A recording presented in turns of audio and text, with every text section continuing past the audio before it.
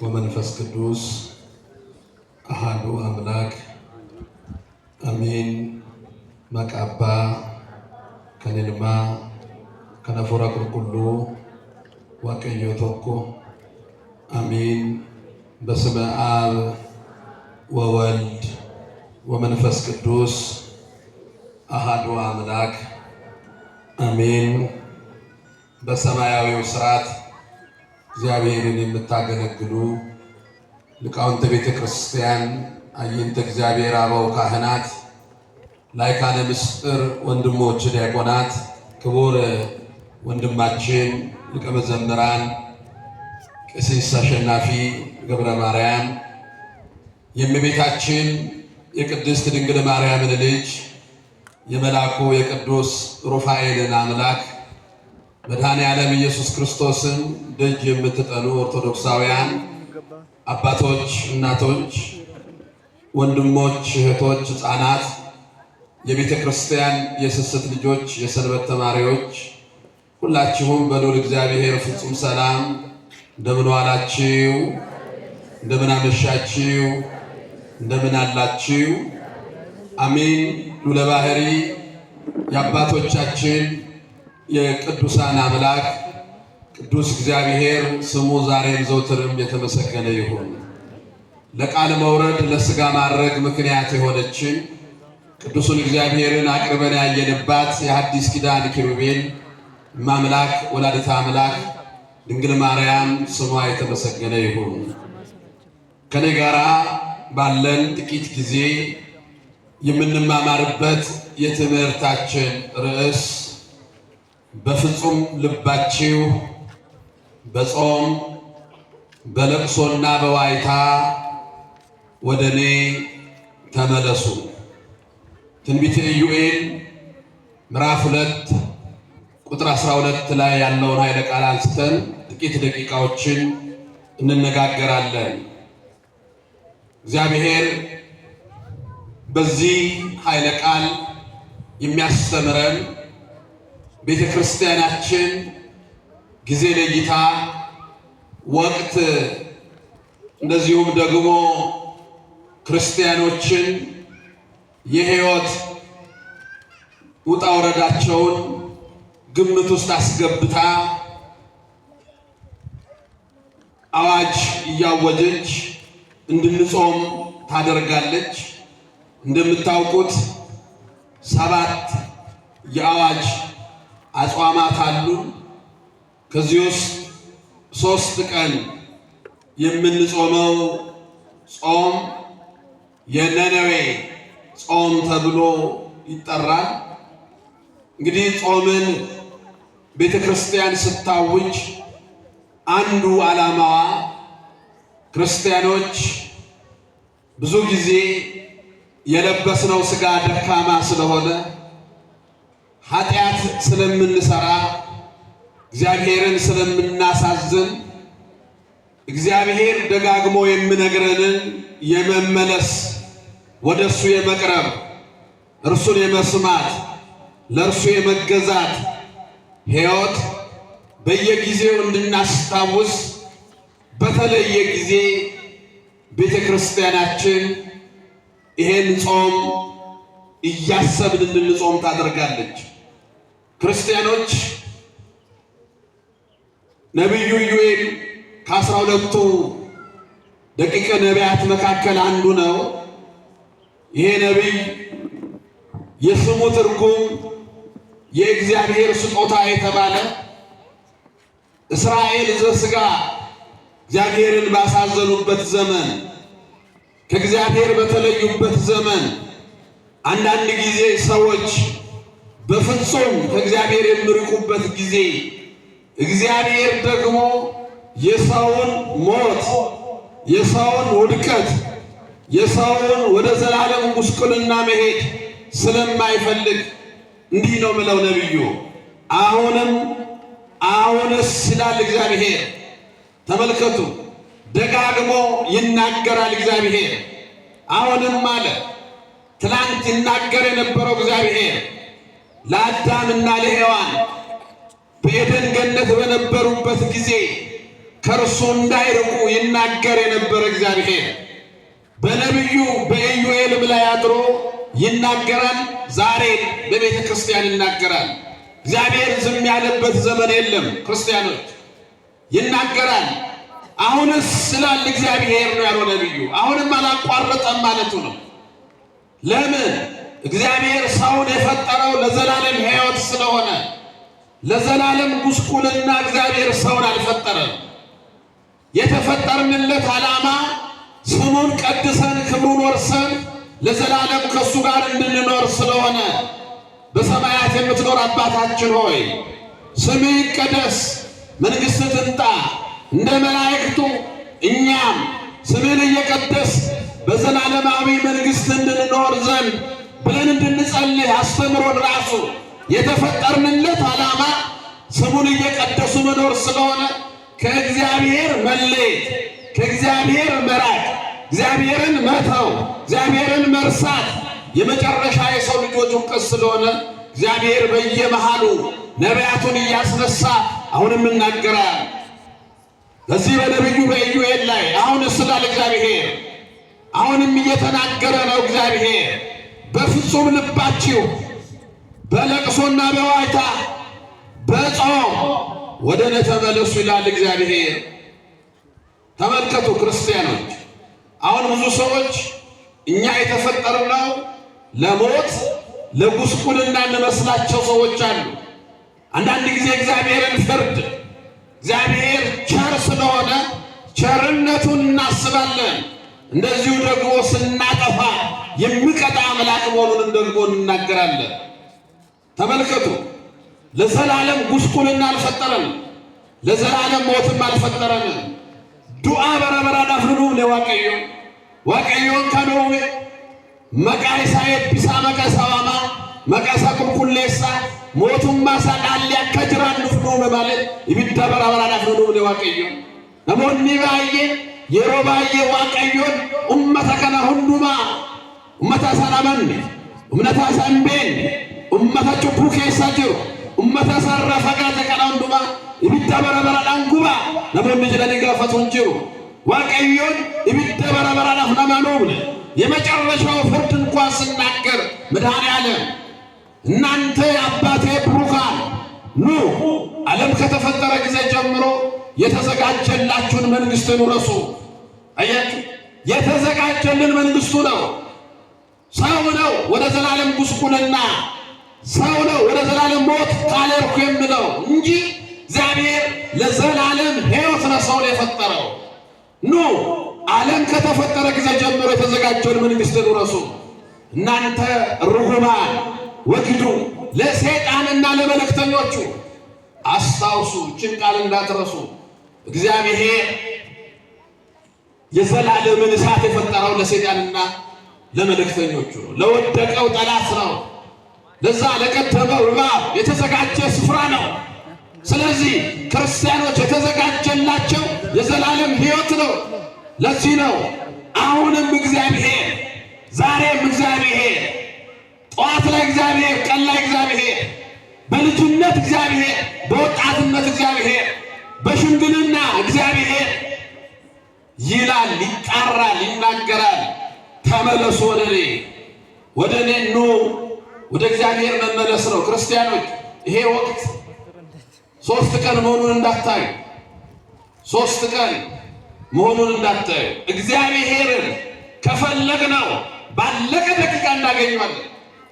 እግዚአብሔርን ከፈለግነው ባለቀ ሰዓት እናገኘዋለን።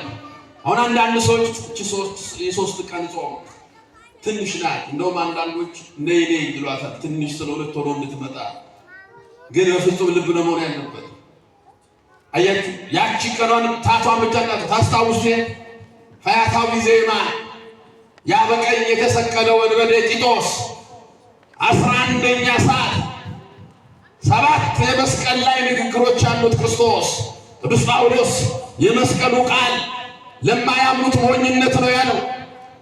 አንዱን የመስቀል ቃል ተፈጸመ የምለውን የመጨረሻውን ከመናገሩ በፊት ዛ መስቀል ላይ ሆኖ ፈያታዊ ዜማ ተዘከረነ እግዚኦ አመ ትመጽእ በመንግሥትከ፣ ጌታ ሆይ በመንግሥት መንግስት መጣ ጊዜ አስበኝ።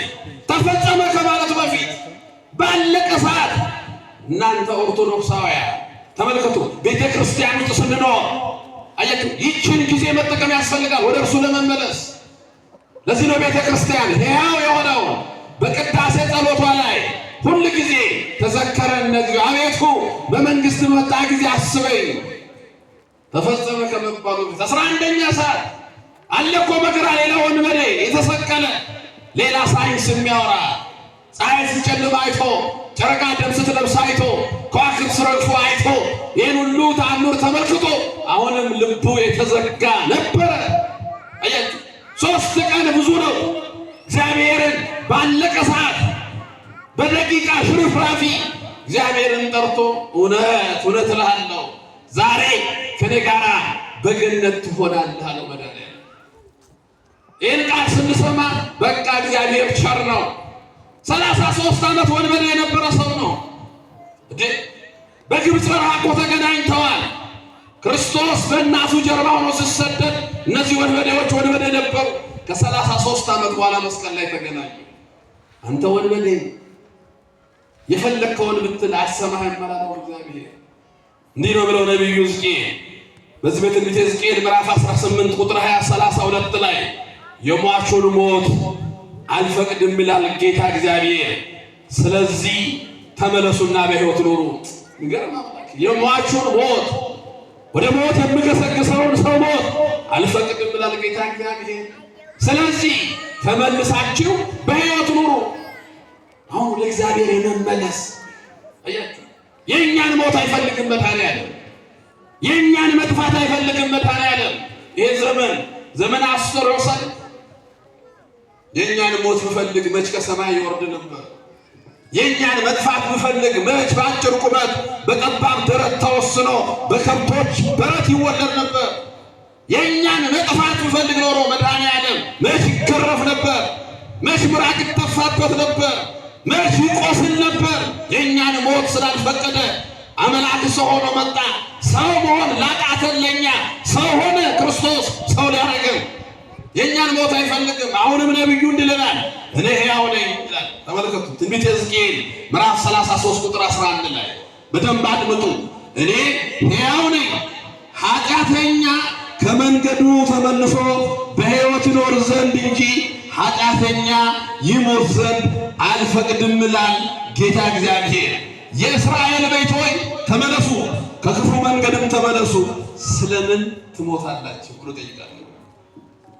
ከራማራ ዳንዲያ ማራ ደቢያ ማሊፍ ዱቱ ያው መተ እስራኤል አንዋቃ ጅራት አንዋቃ በረበራት ከናፉ ጀዳዋቀዮ አንዋቃ በረበራ ዋቃ ጅራት አዋንታይፍ አከበደል አከዱታል አከነራ አደታታል ህንበርባዱ ሰኒሳካ ነውጂዳን በረበራ ናፍጅራታን በረባዳ ከናፉ ማሊፍ ዱታን ደቢያ ጀዳ ዋቀዮን ነሞን ጭቡን ወጨተን አከበደን በረባዱ ጀዳ ኃጢአተኞች ይጠፉ ዘንድ አልፈልግም። አሁን እኔ ነው ህዝብ አስታውሱ ትንቢተ ዮናስ ምዕራፍ 1 ቁጥር 1 ስታነቡ እግዚአብሔር ከዮናስ ጋር ሲነጋገር የነነዌ ህዝብ ኃጢአት በዝቷል፣ ከፍ ብሏል፣ ደርሷል ወደ እኔ ላጠፋቸው ነው፣ ግን እንድጠፉ አልፈልግም። ሂድ ንገራቸው። ይችላል እኮ ማጥፋት ይችላል። መሐሪ ስለሆነ ቸር ስለሆነ እንድመለሱ እንጂ እንድጠፉ ስለማይፈልግ ያ ህዝብ ወደ እሱ እንድመለስ ነው ነቢዩ ዮናስን የላከው። ስለዚህ ክርስቲያኖች ዛሬ የነነዌን ህዝብ እያሰብን የምንጾመው የነነዌን ህዝብ ብቻ ማሰብ ስለሆን እኛ ወደ እግዚአብሔር እንድንመለስ ነው ስርዓቱ የተሰራው። ይሄ ጾም ክርስቲያኖች ከቤተሰብ እንደ ሀገር እንደ ከተማ እንደ ግል ወደ እግዚአብሔር መመለስን ማዕከል እንድናደርግ ነው። እኛ መመለስ አለብን። አሁን ስለ ሰው የምናወራበት አይደለም። አሁን ስለሆነ አካል ወስደን ለገላጣ ሰርቷል የምንልበት አይደለም። ሁላችንም ወደ እግዚአብሔር የምንመለስበትን ጊዜ ሁሌ የነነዌ ጾም ሲመጣ እንደ ሀገር፣ እንደ ማህበረሰብ፣ እንደ ክርስቲያኖች አንድ ላይ ቆመን ከእግዚአብሔር ፊት በድለናል፣ አጥፍተናል፣ ኃጢአት ሰርተናል። ስለዚህ እግዚአብሔር ሆይ ይቅር በለን ለማለት ነው ጾሙ። ነው አሁንም ይላል እግዚአብሔር ያለው ነብዩ አማስ ዋቀዮ ነከስ ጅረ ለቤቴሳን ጉቱዳን ሶማዳን ቦቻዳን ከራሆ ደሚያ ጀዳ ዋቀዮ አማስ ዱበቻ ጅራ እግዚአብሔር ለዚህ ነው እግዚአብሔር ባንድም በሌላም ይናገራል ሰው ግን አያስተውልም አሁን ቤተክርስቲያን ተመልከቱ አደራዋ ነው በምድር ላይ ያለች እግዚአብሔር መንግስት ናት ሕግ ማውጣት አለባት ሕግ መተርጎም አለባት ሕግ መፈጸም አለባት ታስታውሳላችሁ ክርስቶስ በጥብርያዶስ ባህር አጠገብ ስምዖን ወልደ ዮና የዮና ልጅ ስምዖን ሆይ ትወደኛለህን ባለው ጊዜ አዎ እወድሃለሁ በጎቼ ጠቦቶቼ ግልገሎቼ ጠብቅ አሰማራ የቤተክርስቲያን ስራዋ ይሄ ነው መጠበቅ ማሰማራት አንዱ መጠበቅ ማሰማራት እንዲህ አይነት ስርዓት ሰርታ ሰው ቆም ብሎ ራሱን እንዲመለከት ሆነ አንዳንድ ጊዜ ታቦት አውጥተናል አክብረናል ጥምቀቱን ዘምረናል አንጥፈናል ጥሩ ነው ብዙ ጥሩ ነገር ክርስቶስን ለዓለም የማሳየት ብዙ ስብከት ሰርተናል ግን በእነዚህ ጉዞዎች ውስጥ ሁሉ አንዳንድ ጊዜ ክርስቲያን ቆሞ ራሱን ደግሞ ራሱን ይፈትሻል ራሱን የሚመለከትበት ለምን ከእግዚአብሔር ጋር መሆኑን ማረጋገጥ አለበት ከእግዚአብሔር ጋር የመመለሻ መንገዱን ነው ነብዩ ኢዩኤል ነገረ አንደኛ ፍጹም ልብ ሁለተኛ ለቅሶና ዋይታ ሶስተኛ ጾም እነዚህ ወደ እግዚአብሔር የምንመለስባቸው መንገዶች ናቸው ክርስቲያኖች የመጀመሪያው ፍጹም ልብ በፍጹም ልብ ምን ማለት ነው ፍጹም ልብ ሆነ አንዳንድ ጊዜ ብዙ ሰዎች እግዚአብሔርን ስናመልከው እግዚአብሔርን ስንጠራው ለእግዚአብሔር ምስጋና ስናቀርብ እግዚአብሔርን በሕይወታችን ውስጥ አለ ስንል በእውነት በፍጹም ልባችን ነው ወይ ምለው ማየት ያስፈልጋል ፍጹም ልብ መገለጫዎች አሉት ፍጹም ልብ አንደኛ የተሰበረ ልብ ማለት በተሰበረ ልብ በእልህ አይደለም አሁን አንዳንድ ጊዜ ልባችን እልከኛ ሆኖ ምላሳችን ይጮሃል 150 ዳዊት እንደግማለን ልባችን ግን ዝግ ነው አይሆንም ውዳሴ ማርያም ጧት ተነስተን እንደግማለን ልባችን ግን ዝግ ነው ክፋት አለ ተንኮል አለ ዘረኝነት አለ ምቀኝነት አለ መለያየት አለ እንዲህ ሆነ እግዚአብሔር ፊት ምን ቆም ኮን አይሆንም ለቤጫ በበርባዳ ወቀዩ የሮንዱ መሰዱራዳና ከነገገስ ከነገሩ ለቤጫ ሜዳ ነው እንታን ዋቀዩን ፍዳፍ ተመልከቱ ቅዱስ ዳዊት እንዲህ ነው የሚለው የእግዚአብሔር መስዋዕት የተሰበረ መንፈስ የተሰበረ ልብ ነው ይልና የተሰበረው የተዋረደው ልብ እግዚአብሔር አይንቅም የተዋረደ ልብ እግዚአብሔር አይንቅም ለቤጫ ዋቀዩን ትፈቱ የለቤጫ ሜዳን ሰዱራዳና እንደገፈተ ዋቀዩ ቅዱስ ጳውሎስ እስራኤላውያንን ሲመክራቸው እንዲህ ይላል ዕብራውያን ምዕራፍ 3 ቁጥር 12 ላይ ዛሬ ድምፁን በሰማችሁ ሰዓት ልቡናችሁን እልህኛ አታድርጉ አባቶቻችሁ ገና ሙሴ እዛ ግብፅ ምድር እያሉ ከባርነት ቀንበር እግዚአብሔር እንደሚያወጣቸው ከነዓን የሚባለውን ማርና ወተት የምታፈልቀውን ምድር እንደሚያወርሳቸው ነግሯቸው ነበረ እነሱ ግን ልቡናቸውን እልከኛ ስላደረጉ አልሰሙትም ነበር ይላል ተመልከቱ ለቢወራው አንጩፈን ይዳፍ ዋቀዮ ከዱበት የደገፈቹ እንደንዴ ያለቅሳሉ እንባቸውን ለእግዚአብሔር ረጅተዋል ራሔል ስለ ልጆቿ አልቅሳለች ያ የመከራ ዘመን ነበረ በግብፅ ውስጥ ግን ሙሴ የተናገረውን አይሰሙ ለምን ተወጣላችሁ እንጂ መውጣታቸው የት ድረስ እንደሚወስዳቸው አያውቁም ነበር ክርስቲያኖች እንጾማለን እንጸልያለን እንዘምራለን እንሰብካለን እንማራለን ቤተክርስቲያን እንመጣለን ግባችንን ግን አናውቅም መድረሻችን ግን ከኛ ርቋል የት ለመድረስ ብለው ተመልከቱ ለዚህ ነው እስራኤል ከባርነት ትወጣላችሁ ከዛስ ከነዓን ትወርሳላችሁ ልባቸውን እልከኛ አደረጉ የ40 ቀን ጉዞ 40 ዓመት ሆነባቸው ያለ ቅዱስ ጳውሎስ ለምን ልባቸው ዝግ ነበር ለእግዚአብሔር የተሰበረ ልብ ይፈልጋል እግዚአብሔር ፍጹም ልብ ማለት እሱ ለቤጫ በበርባዳ ዋቀዩ ኒባታን ቆፋት ኒጋልታል ኤሳደም ታጅርት መልከን ከኤሳደ ረሞቱማ ዋቀዩ ሞቱን ማዋቀዮ ዳፍ ይሳርከችሁ ዳፍ። ስለዚህ ወደ እግዚአብሔር መንግስት የምናደርገው ጉዞ የተሰበረ ልብ ይፈልጋል። እስራኤል በደንብ ስታዩቸው ልከኛ ነበሩ። ጣዖት ያመልኩ ነበር። 5 የበረሃ ማዕበል እያናወጣቸው ለእግዚአብሔር ልባቸውን አልከፈቱም። ዛሬ ኦርቶዶክሳውያን ክርስቲያኖች እግዚአብሔር ፊት ስንቆም ይሰበር ልባቸው፣ ይሰበር። ልቡ ልከኛ ከሆነ አይሰማም። ለፔኬና ጨው በቃ እግዚአብሔር ፊት ነው የቆምነው። መድኃኔዓለም ፊት ነው የቆምነው። እግዚአብሔር ጆሮአችንን፣ እግዚአብሔር ምላሳችንን፣ እግዚአብሔር አፍንጫችንን፣ የስሜት ሕዋሳቶቻችንን የሚቀበለው ልባችን ለሱ ሲሆን ነው። ለዚህ ሆነ ሳሙኤል ሰው ፊትን ያያል፣ እግዚአብሔር ግን ልብን ያያል ብሎታል መጽሐፈ ሳሙኤል ቀዳማዊ ምዕራፍ 16 ላይ። ለዚህ ነው ዳዊትም በዚህ በመዝሙር 51 ላይ የእግዚአብሔር መስዋዕት የተሰበረ ልብ ነው። ሐርሳን ዋቃዮ ለበጨቤ ባልተሰበረ ልብ እግዚአብሔርን ባልተሰበረ ልብ ብንጠራው አይሰማም። ዛሬ የብዙዎቻችን ችግር ልባችንን ልንሰበር ነው። ፈያታዊ ዜማ እዛች ደቂቃ ላይ ሰበረ ልቡ። ያ ዳርኪስ ግን ልቡን ዘጋው፣ ጨለመበት። ዛሬ የብዙዎቻችን ልብ እንደዛ እንዳይሆን ክርስቲያኖች የተሰበረ ልብ ለእግዚአብሔር የይቅርታ ልብ፣ የመተው ልብ። በባልና ሚስት መካከል እንኳን እኮ የይቅርታ ልብ የለም። ሚስቱን ካላጠፋ እንቅልፍ የሌለው ባል ነው። ከጎረቤት የተሰበረ እኮ ልብ የለም። ቤት በኩል ይስማል እግዚአብሔር። እንዴት ይስማል እግዚአብሔር? የነነዌን ሕዝብ ተመልከቱ። ልክ አዋጁ ሲመጣ ሁሉም ልቡን ሰበረ። ሁሉም እግዚአብሔር ፊት ተንበረከከ።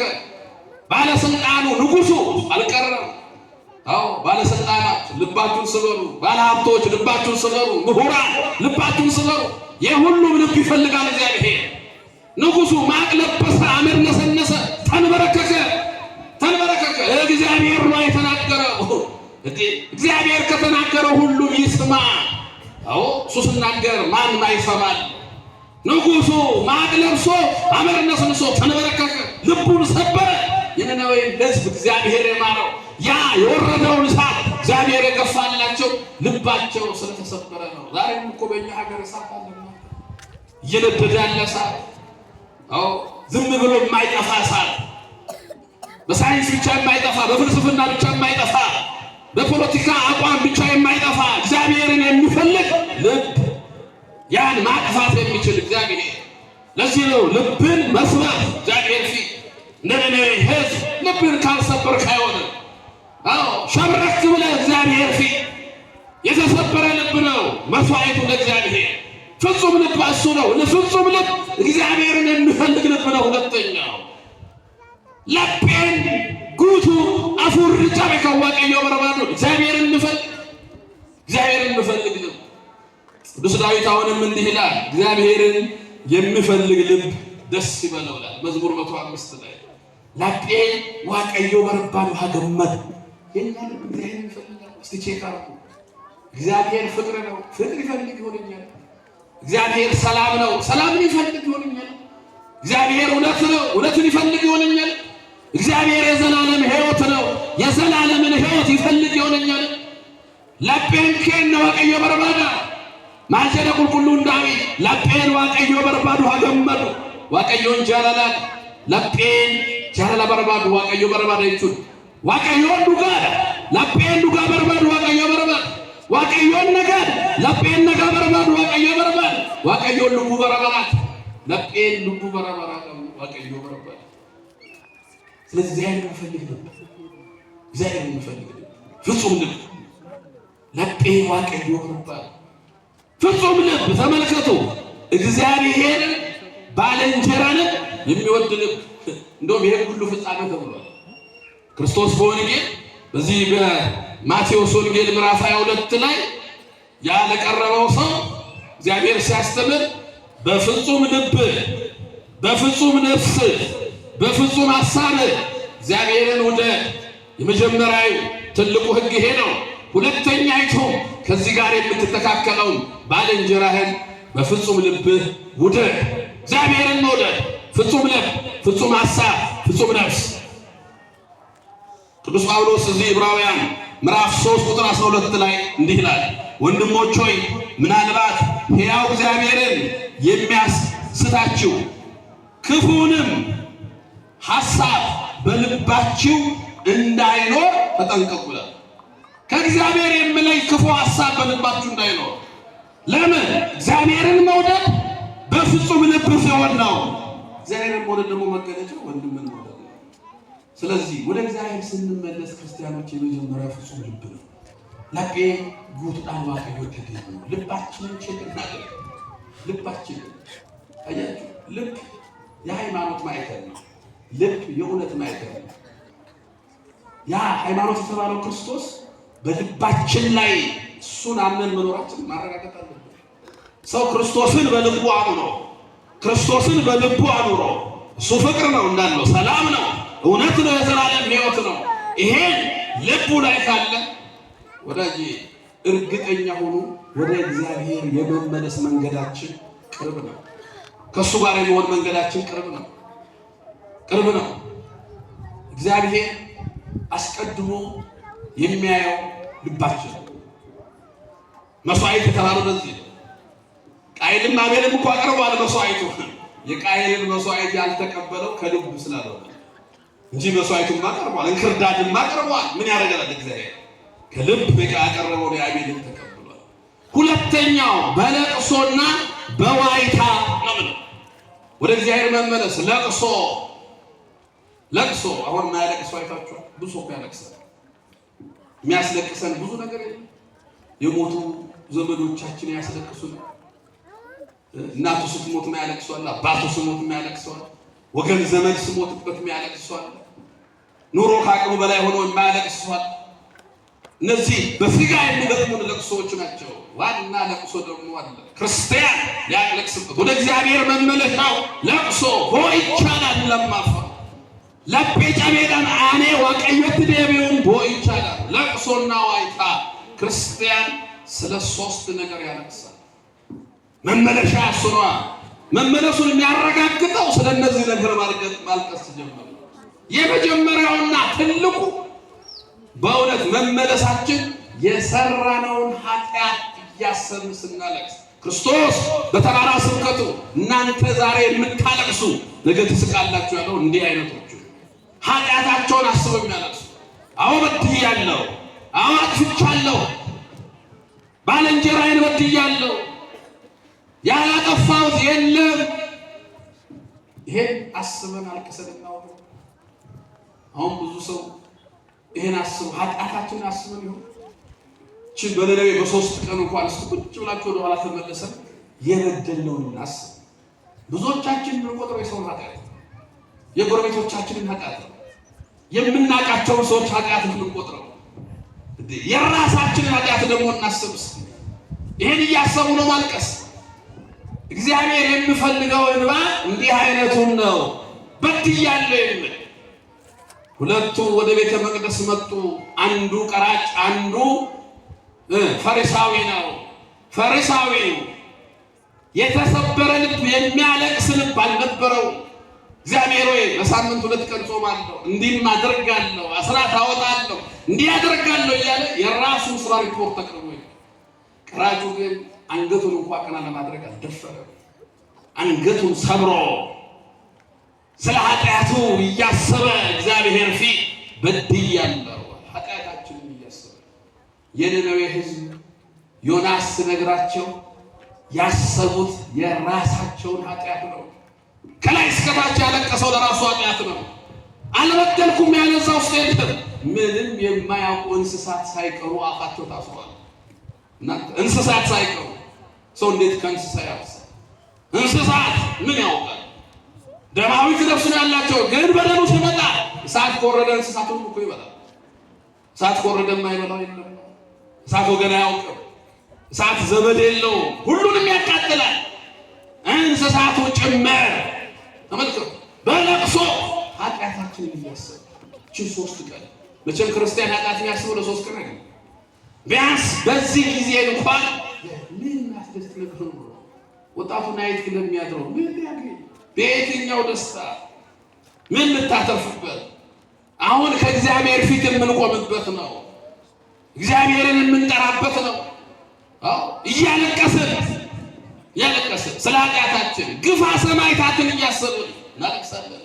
ስለ ክርስቶስ መከራ የተቀበሉትን፣ ስለ ክርስቶስ የተገረፉትን፣ ስለ ክርስቶስ የተሰደዱትን፣ ስለ ክርስቶስ የሞቱትን የእነሱን በረከት አሳርፍ በኛ ላይ። የነ ቅዱስ ጊዮርጊስን፣ የነ ቅድስት አርሴማን፣ የነ ቅዱስ መርቆሬዎስን የሰማዕታቱን ደም ተመልከት። እነሱን አይተኛል ማለት ስለ እነሱ ብለን እናለቅሳለን።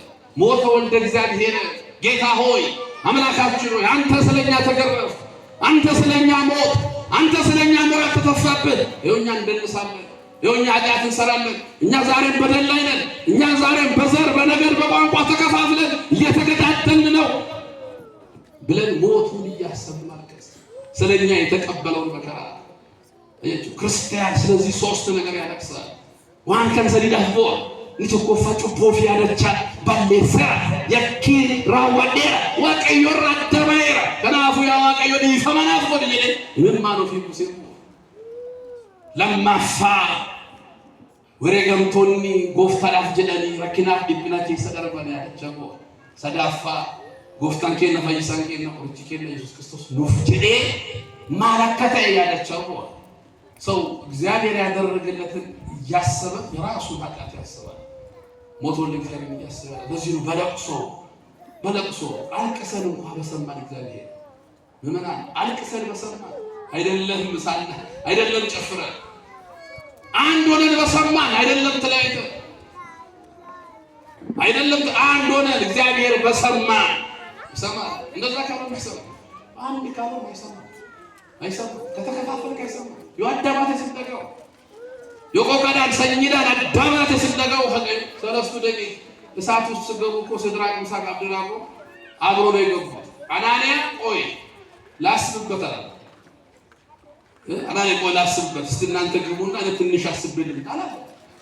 አንድ ላይ ነው ታስሮ የገቡት። ለዚህ ነው እሳት የጠፋው። አሁን እኛ አንድ ላይ ሳይሆን እሳት ይጠፋል። አይሆንም። አንድ ላይ ስንሆን እሳት ይጠፋል። እግዚአብሔርን የምሰማን አንድ ስንሆን በአንድ ልብ ፊቱ ስንቆም ለዚህ ነው ለቅሶ ሁሉ ማለቅሶ የለም። አንተ ጥሩ ቤት ውስጥ ስለኖርክ እንባ አይራቅ፣ አንተ ስለተቸገርክ አይደለም። ሁሉም ባለስልጣኑ ያልቅስ፣ ተራውም ሰው ያልቅስ፣ ምሁሩ ያልቅስ፣ ሁሉም ያልቅስ። ለምን? እግዚአብሔር ፊት ንጉሱ አልቅሷል። የነነዌ ንጉስ ማቅ ለብሷል። ዋይታ እሱ ነው። አመር ነስንሷል። ዋይታ እሱ ነው ዋይታ። ወዳጅ ኢትዮጵያ ታበጽ እደዊሃ ሀበ እግዚአብሔር። ኢትዮጵያ እጆቿን ወደ ማን ታደርሳለች? አቤት ወደ ማን? ታዲያ ለምን መድረስ አቃተው? በእኛ ዘመን እኮ ከበደ መድረስ። ለምን መሰላችሁ? በለቅሶ አይደለም። እየቀረበ ያለው መስዋዕቱ በተሰበረ ልብ አይደለም፣ በዋይታ አይደለም፣ ጥፋትን በማመን ስሜት አይደለም፣ በትዕቢት ቆራ አይሆንም። እግዚአብሔር የሚፈልግ የተሰበረ ልብ አለው። ያን እግዚአብሔር የሚፈልግ ለቅሶ አለ። አንድ አባት ኃጢአት ሰርቶ ካህኑ ጋር ይመጣል። በድያለሁ፣ አጥፍቻለሁ፣ ንስሐ ይስጡኝ ይላል። ንስሐ ይስጡኝ። ምንድነው ኃጢአት? ብዙ ሰው በድያለሁ፣ ያልሰራሁት ኃጢአት የለም። ካህናት ሳይቀር አርጃለሁ፣ ምን ያልሰራሁት አለ? ቆጣ ደነገጠ። ንስሐ ለዚህ የሚሆን ቀኖና ከየት አመጣለሁ? ይሄንማ ምን ብዬ እስቲ ጸሎት ላድርግና ጧት ተመልሰን ሄደ። ጧት ተመልሶ ማታ ካህኑ ጸሎት አድርገው እመቤታችን እንዲህ አለችው፣ የዚህ ሰው ንስሐ እዚች ቤት ውስጥ ያለችው ንስሐ ውሃ መሙላት ነው። በቃ ይሄን ውሃ ይሙላ ንስሐ እሱ ወይ እኔማ ጨንቆኝ ነበረ እንዲህ ወደማ ችግር ነው መጣ። በዚች ማሰሮ ውሃ ሙላ እሺ አለና ማሰሮውን ይዞ ወጣ። ወይ ይሄን ማረጋችን ውሃ ሙላት አለ። ውሃ ቧንቧ ጋር ሄደ፣ ማሰሮ አትሞላ። አረ ይሄ ችግር አለ። ወራጅ ውሃ ጋር ሄደ፣ ማሰሮ አይሞላ። አረ ውቅያኖስ ጋር ሄደ ማሰሮ አይሞላ አለፈ ባህራት ብዙ ቦታ ሄደ ማሰሮ አይሞላ ለረጅም ዘመናት ያችን ማሰሮ ውሃ ነው ሙላት ተንከራተተ መጨረሻ ላይ ቁጭ ብሎ አሰበ በቃ እግዚአብሔር ይቅር ሊለኛል ወደደም አለና ከዘመናት በኋላ እኛ አባት አላረፉም እዛው ቁጭ ብሎ እሳቸው ጋር መጣ ማሰሮን አስቀምጦ የሰራውን ኃጢአት ሁሉ አስቦ አለቀሰ የመጀመሪያው እንባ ማሰሮ ውስጥ ገባ ማሰሮ ውሃ ሞላ አባቴ ረጅም ዘመን ዞርኩኝ እቺ ማሰሮ ውሃ ሞላች ምን ይሻላል ካህኑ አልጋ ላይ ነበሩና እስቲ ማሰሮ ሲያዩት ማሰሮ ውሃ ሞላች ከሱ ለካ የሚፈለገው የእንባ ጠብታ ኃጢአትን አስቦ ማልቀስ የበደለውን አስቦ ማልቀስ እሱ ነው በለቅሶ ወደ እግዚአብሔር መመለስ ሶስተኛው እና የመጨረሻው በጾም ያለው ነው አሁን ቤተክርስቲያን ጾም የምታውጀው ለዚህ ተመልከቱ ጾም ወደ እግዚአብሔር መመለሻ መንገድ ነው ብዙ ሰዎች ጾም ማለት ስጋ ቤት መዝጋት ይመስላቸዋል ጾም ማለት ቁርስ መተው ብቻ ይመስላቸዋል ጾም ማለት አሳ ይበላል አይበላም ብሎ ጥቅስ መፈለግ ይመስላቸዋል እሱ አይደለም ጾም ወደ እግዚአብሔር መመለስ ወደ እግዚአብሔር ይሄ ማለት ፈቃደ ስጋን ለፈቃደ ነፍስ ማስገዛት ማለት ሄያው እግዚአብሔርን ማሰብ ማለት የመላእክትን ሕይወት በምድር ላይ መመላለስ በመላእክት ሕይወት መላእክት አይበሉም አይጠጡም ግን እግዚአብሔርን ያመሰግናሉ አያችሁ ሰው ስጋው ሲደክም መንፈሱ ይበረታል ለዚህ ነው ኢዮብ የሰው ልጅ ሕይወት በምድር ላይ ብርቱ ሰልፍ ነው ይላል ጅሩን ልማናማ ቢየለፈከነ ጉበት ወልአንሶች ባላ ተቆረጥከ ስጋ በመንፈስ ላይ መንፈስን በስጋ ላይ ይቃወማሉ ቅዱስ ጳውሎስ እንዳለ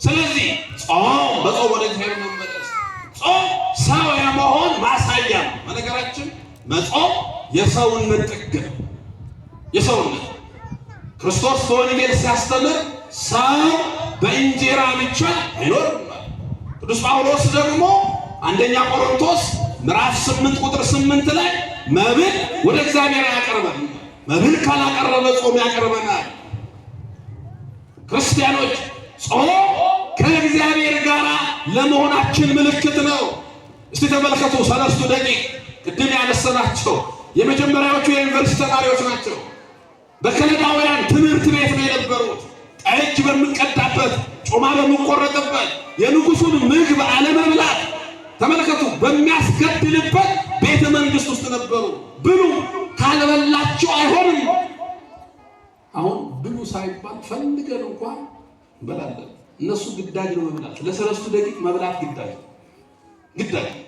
ካልበሉ የንጉሱን ምግብ ንቋል ስለሚባሉ ይሁን ትንቢተ ዳንኤል ምዕራፍ 1 ቁጥር 5 ስታነቡ የካፌው አሳላፊ ገና ተጋግጦ በእኛ ሀገር አቆጣጠር አሁን ጾም ነው ባክን ታገሰን አሁን የጾም ወቅት ነው አይሆን ንጉሱ ከሰማ አይሆንም 10 ቀን ብቻ ታገሰ ከዛ በኋላ ወረት ፊታችን ከጠቆረ ሰውነታችን ከገረጣ ከከሳ እንበላለን እዛ በኋላ መጽሐፍ ቅዱስ ምን ይላል መሰላችሁ የነዚህ 3 ወጣቶች ፊት እንደ ፀሐይ አበራ ለምን ጾም ከእግዚአብሔር ጋር ለመሆን ምልክት ነበር ክርስቲያኖች እንዲህ አይነቱ አጋንንት ብሏል ክርስቶስ አያችሁ እንዲህ አይነቱ አጋንንት መሬት ላይ የሚጥል አረፋ የሚያስደፍቅ እርስ በርስ የሚያገዳድል እርስ በርስ እንድንጣላ የሚያደርግ አጋንንት በስብሰባ ብቻ እንጠፋ እንዳይመስል እንዲህ አይነት ሰይጣን እንጠፋው አለ ክርስቶስ እንዲህ አይነቱ አጋንንት አሁን ኢትዮጵያ ውስጥ የገባው አይነት አጋንንት የሚጠፋው በጾም በጸሎት ነው እንዲህ አይነቱ አጋንንት ባልና ሚስት የማያስማማ አጋንንት አብሮ ስንት ዘመን የኖረን ህዝብ የማያስማማ አጋንንት ዝም ብሎ የሚጠፋ ይመስላል እንዲህ አይነቱ ሰይጣን ነው ካለ ጾም ካለ ጸሎት አይጠፋም ክርስቶስ እኮ ነው ለምን ጾም ወደ እግዚአብሔር መቅረባችን ነው ሰው ሲጾም ወደ እግዚአብሔር ይቀርባል በነገራችን በመብል መስከርና በጠጅ መስከር ወይም በወተት መስከርና ባረቄ መስከር ይለያል ባረቄ የሰከረ ሰው ጧት ላይ ስካሩ ይጠፋል ይሄ ማለት ደግሞ አረቄ ጠጡ ማለት አይደለም ይሄ በምግብ የሰከረ ሰው በመብላት የሰከረ ሰው ወደ እንስሳ ባህሪ የተቀየረ ሰው በፍጹም አይለቀውም፣ በቀላሉ አይተውም። ለዚህ እኮ ነው ቀስ እያለ አንዳንድ ጊዜ እንደ መላእክት ሳንበላ ሳንጠጣ እግዚአብሔርን ማመስገን አባቶቻችን ያታቸዋል። ሰዓታት ሲቆሙ እኮ ሌሊት ሙሉ በመሀል የሚቀርብ ኃይል አላለ እንዴ? ሌሊት ሙሉ መሀል ሲቆሙ እኮ በመሀል የሚከፈትላቸው ምንም ነገር እኮ ሌሊት 12 ሰዓት ቆመው ቅዳሴ ቀድሰው ከሰዓት ታቦት አክብረው ወደ ቤታቸው ይገባሉ። ለምን? ጾም ከእግዚአብሔር ጋር ለመኖር ምልክት ነው። አሁን አይታችኋል። ሁሉም በሽታ መነሻቸው ለምን? ሐኪም ቤት ስትሄድ አትብላ እንጂ ብላ ይላል። ይሄን ቀንስ፣ ይሄን ቀንስ፣ ይሄን ቀንስ፣ ይሄን ቀንስ። ሐኪሙ ጾም አይልም እንጂ ተው ይላል። ይሄን ቀንስ፣ ይሄን ቀንስ ማለት ጾም ነው ባጭሩ። ለምን? ጾም ከእግዚአብሔር ጋር መኖራችን ነው። ለዚህ ነው በጾም ልክ ስትጾም እኮ ፈቃደ ሥጋ እየደከመ ይመጣል። የሥጋ ፍላጎት ይወድቃል፣ የነፍስ ፍላጎት ደግሞ ከፍ ይላል። ያኔ እግዚአብሔር ጋር መነጋገር ትጀምራለህ። ያኔ የመላእክት ሕይወት መኖር ትጀምራለህ። ያኔ እግዚአብሔርን ማሰብ ትጀምራለህ። ያኔ ኃጢአትን መናቅ ትጀምራለህ። ያኔ በልብህ ወደ እግዚአብሔር ትመለሳለህ። ያኔ ሰውነት ሁሉ ለዲያብሎስ የሚያስፈራ ይሆናል። ባስልዮስ ዘቂሳርያ የሚባል ክርስቲያን አባት አለ። ለዘመናት በጾም ኖሯል። ቅዱስ ኤፍሬም ሶርያዊ ባስልዮስን ባገኘው ጊዜ ላይ የባስልዮስ ሰውነት ላይ የሚቀመጡ ነፍሳት ሁሉ ይቃጠሉ ነበር ይላል። ከዊነ እሳት ወደ መሆን ደርሶ ማለት ነው። ነጽሮተ ስሉስ ቅዱስ ሥላሴን ማየት ወይም ደግሞ እሳት መሆን፣ ይሄ የሥጋን ነቆ ሥጋን ትተው ሥጋን አጥፍተው ሲኖሩ ነፍሳቸው ኃይል ሲኖራት ሰውነታቸው ለአጋንንት የሚያስፈራ ይሆናል። ዝሙትን ማሸነፍ ይቻላል። ያኔ ጫት መቃምን ማሸነፍ ይቻላል። ያኔ መጠጥን ማሸነፍ ይቻላል።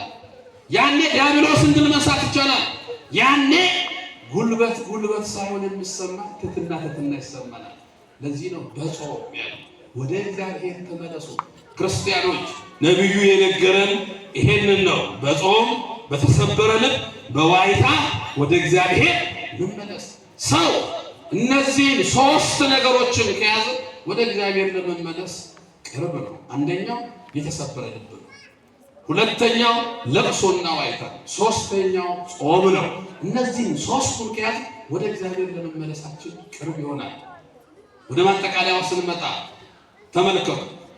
አሁን እችን ሐሳብ የነነዌ ሕዝብ ሐሳብ ውስጥ የነነዌ ሕዝብ 3ቱንም ነው ያደረገው። የነነዌ ሕዝብ 3ቱንም የነነዌ ሕዝብ ለቅሶና ዋይታ አቅርቧል። ማቅ ለብሰዋል፣ አመድ ነስንሰዋል። የነነዌ ሕዝብ ልባቸውን ሰብረዋል፣ ኃጢአታቸውን አምነዋል። የነነዌ ሕዝብ 3 ቀን አልበሉም አልጠጡም። ምገርም ነው፣ እንስሳት ሳይቀር። ታዲያ ይሄን 3 ቀን የነነዌ ሕዝብ ልቡን ሰብሮ የነነዌ ሕዝብ አልቅሶ የነነዌ ሕዝብ ጾሞ ምን አገኘ? ዮናስ እኮ ደርሶ ጮኸ፣ ነነዌ ትጠፋለች በ3 ቀን ውስጥ አለ። ከዛ ተራራ ላይ ጉብታ ላይ ወጥቶ እሳት ዘንብ ያያል።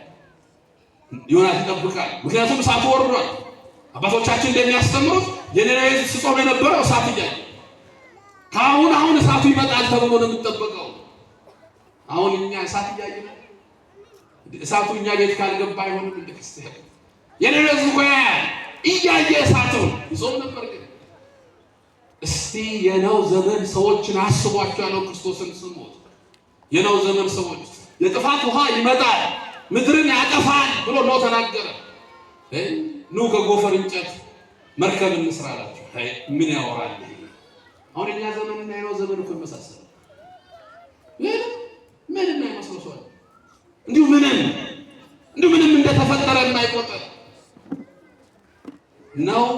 ይሄን ብሎ ስንት ዓመት እንደሰራ ታውቃላችሁ? ማለት 100 ዓመት። ሰው እንዴት 100 ዓመት ብሎ ይሰራል? 100 ዓመት እንደውም 120 ነው። በ100 ዓመት ነው የጨረሰው መርከቡ።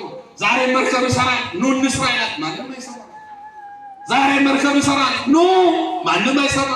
ኮታ ብድሩ ከረጀራ ነው የሚነጋው እንጂ ኢሳ ቢሻኒ በዲሮማ ቢይለፈኩን ይበዳ ኮታ ሙከ ከነራ ቢድሩ ከናጃር ማለት ሰለምጪ የነነዌ ሰዎች ግን 3 ቀን የኖህ ዘመን ሰዎች 100 ዓመት አልሰሩ።